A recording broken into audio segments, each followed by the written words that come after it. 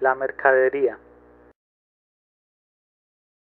A través del tiempo, el comercio ha sido la principal vía para el intercambio de bienes entre los seres humanos en todos los rincones de la tierra. El Islam impuso un tipo específico de azaka sobre las mercaderías, todo lo que se compra o vende con fines de lucro, como los autos, la ropa, las telas, el hierro o la madera, etc., está sujeto al pago de la zaka. Allah dijo: oh creyentes, dad en caridad parte de lo que hayáis ganado y de lo que os hemos hecho brotar de la tierra. Corán 2:267. Y dijo: toma, oh Muhammad, una parte de sus bienes como zaka, para expurgarles con ellos sus pecados y purificarles de la avaricia. Corán 9:103. Las mercaderías son los bienes que se tienen por fines de lucro y no para uso personal.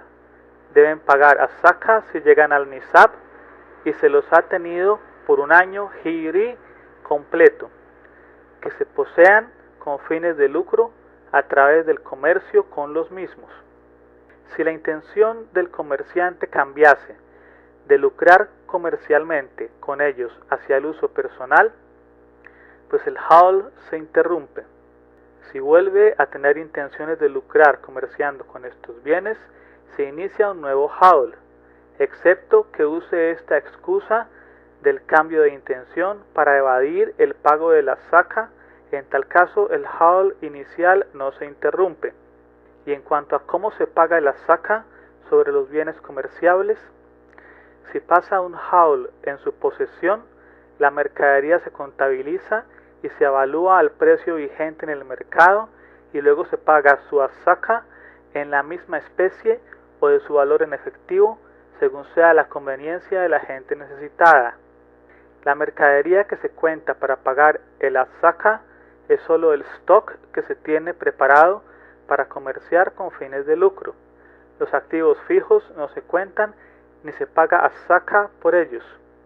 Tal es el estado de los estantes o los refrigeradores donde se conservan algunos productos, o los vehículos en los que se transporta dicha mercancía. Otra aclaración es que lo importante es tener el nisab al principio y al final del haul, pues es difícil contabilizar durante todo su transcurso. ¿Cómo calcula el comerciante azaka de sus dineros? Y por lo tanto, los eruditos tienen medidas directas y fáciles. 1. Primero, el comerciante avalúa su stock comercial al precio vigente en el mercado. 2. Luego agrega lo que tenga de dinero sin importar si es para su uso personal o comercial. 3. Luego agrega las deudas que pueda esperar cobrar. 4. Luego resta del total anterior lo que él adeuda a otros. Finalmente paga la zaka sobre el total resultante, un cuarto del diezmo o el 2,5. Profeta, que la paz y las bendiciones de Alá sean con él. Debido a que son muchos los musulmanes que comercian hoy en día en diversos lugares del mundo, las preguntas e interrogantes sobre el zakat y cómo se paga son muchas. Para calcular el zakat sobre el comercio, antes que nada se toma en cuenta lo que se tiene de bienes sobre los que hay que pagar el zakat. Esto se debe ser hecho el día en que debe ser pagado el zakat. Para ello se puede valer del presupuesto que se tiene, del balance que se lleva, sin ver las posibilidades de pérdida o ganancia en la cuenta de activos y de débitos. En cuanto a los materiales que se utilizan para empacar y contener los productos, no se deben contar dentro de la lista del pago del zakat, a menos que se piense negociar con ese material. En el caso de que el envase o empaque incremente el valor de una mercancía, se debe contar dentro de los bienes sobre los que se impone el zakat, como las bolsas especiales. En cambio, si no aumentan el precio de la mercancía, entonces no entran en la lista de bienes para que se cobre sobre ellos el zakat. Es importante recomendar a todos los comerciantes, ya sea que vendan al menor o al por mayor, que lleven siempre bien sus cuentas financieras. Igualmente, el ajuste de cuentas y el seguimiento debidos a lo que se tiene, de lo que se compra y de lo que se vende, ayuda al comerciante a saber el valor de la mercancía que tiene en su posesión. Si el precio de la mercancía cambia entre el día que se hizo obligatorio el pago del zakat y el día en que se entregó el dinero, entonces solo se paga el valor del día en que se hizo obligatorio el pago y no del día en que se va a pagar, así haya aumentado o disminuido. En cuanto a la mercancía que no ha sido entregada o recibida aún antes del día en que se hace obligatorio el pago del zakat, se debe tener en cuenta el siguiente aspecto. Si en el momento en que se realizó la compra de la mercancía se pidió que fuera llevada directamente a las bodegas de la persona que la compró, entonces en cuanto es cargada en el camión o medio de transporte que la va a trasladar a la bodega o puerto del comprador, pasa a ser de su propiedad y por ende debe ser contabilizada e incluida en el pago de su zakat. Si por el contrario la mercancía se lleva primero a la bodega del vendedor, entonces no debe ser contabilizada dentro de los bienes que tiene la persona que la haya comprado. Por ende, no debe pagar el zakat por ella, sino hasta el momento en que la reciba. Si los bienes y el dinero para el pago del zakat se encuentran en monedas diferentes, u oro o plata, se hace un cálculo para saber la proporción o la cantidad o el equivalente en la moneda que el comerciante usa comúnmente en sus negocios y el precio de cambio es el precio que esté al día en el momento en que esté haciendo dicho cálculo.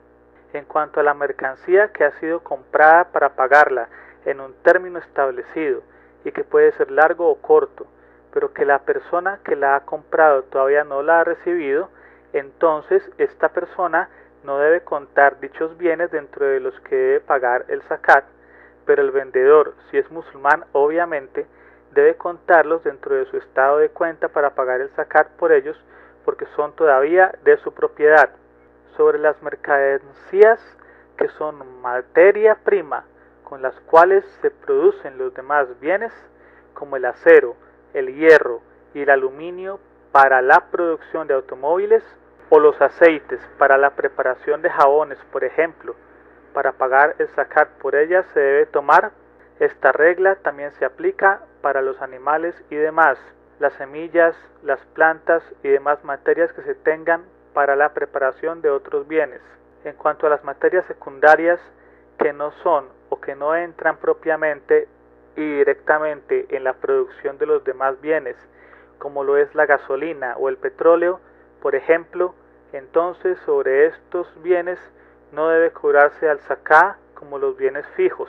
En cuanto al pago de al-zaká sobre los bienes que no han sido terminados de construir o fabricar, se debe calcular el precio según el estado en el que estén y se paga al-zaká cuando llegue al haul, según el precio al que se pueda vender. Si a las mercancías se les suma otra causa por la que se deba pagar al-zaká, como el sembrado, entonces no se paga como sembrado, sino que se paga como mercancías para el comercio. Con el paso del tiempo y los avances en el comercio, surge lo que se denomina sociedad comercial. Una sociedad empresarial tiene un capital inicial de $3 millones. Dividió su capital inicial en 10.000 partes iguales. Cada una de estas partes con valor de $300 cada una. La administración de la empresa se encarga de pagar zaká de las acciones en representación de los accionistas, si su sistema principal incluye esto, o si el accionista la delega en esta acción. Si la empresa se encarga de pagar zaká, la asamblea jurisprudencial pertinente a la organización de la conferencia islámica adopta la opinión de que al-zaká se calcula sobre el total de las acciones según el concepto del dinero mezclado citado en la purificada Sunna en cuanto a la zaká del ganado. Algunos jurisprudentes generalizaron este concepto a todo tipo de fondos. Así se considera todas las acciones como propiedad de una sola persona y se calcula Zaká sobre su total en cuanto al nisab, cantidad mínima imponible para pagar Zaká, al valor del Zaká, etc. La mayoría de los ulemas no soportan la opinión de aplicar la regla del dinero mezclado en cuanto a calcular al Zaká de las empresas, sino que se calcula al Zaká de cada accionista separadamente. Es digno de mencionar que la segunda conferencia de la Asamblea de Investigaciones Islámicas concuerda con la opinión de la mayoría de los ulemas en esta cuestión. Así no aplica la regla del dinero mezclado, sino considera cada fondo separadamente. Por eso decidió lo siguiente: en las empresas donde se participan varios individuos, no se aplica la calculación de al-Zaká sobre el total de las ganancias de las empresas, sino que se calcula al-Zaká de cada participante separadamente. La administración de la empresa debe, en este caso, restar de su capital las acciones que no son imponibles para al-Zaká, como las acciones de hábitos públicos, acciones de asociaciones caritativas, los fondos fijos que no son imponibles como los edificios, los despachos, los muebles, los coches usados y otras existencias imponibles. Pero en caso de que la empresa no pague al-Zaká, los accionistas deben pagarlo de la siguiente manera. Se calcula al-Zaká de las empresas agrarias como el de las cosechas. Las empresas comerciales calculan su Zaká a base de la suma del fondo y de la ganancia, y las acciones se evalúan según su valor mercantil a la hora de calcular al-Zaká. En las empresas industriales se calcula al-Zaká de las acciones según la ganancia neta. No se considera las máquinas, los edificios, etc. En caso de que el accionista venda sus acciones durante al-Hawl, año financiero lunar, se añade su precio a su fondo y se calcula al-Zaká sobre ambos. En cuanto al comprador de las acciones, debe pagar al-Zaká por las acciones compradas, como antes se ha mencionado.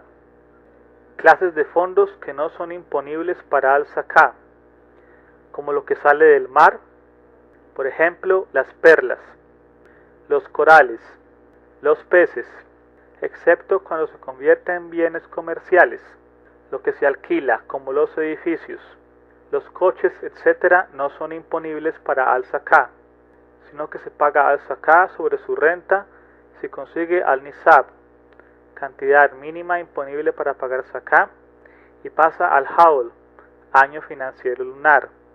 También no se paga al-Zaká por las cosas utilizadas como el coche y la casa.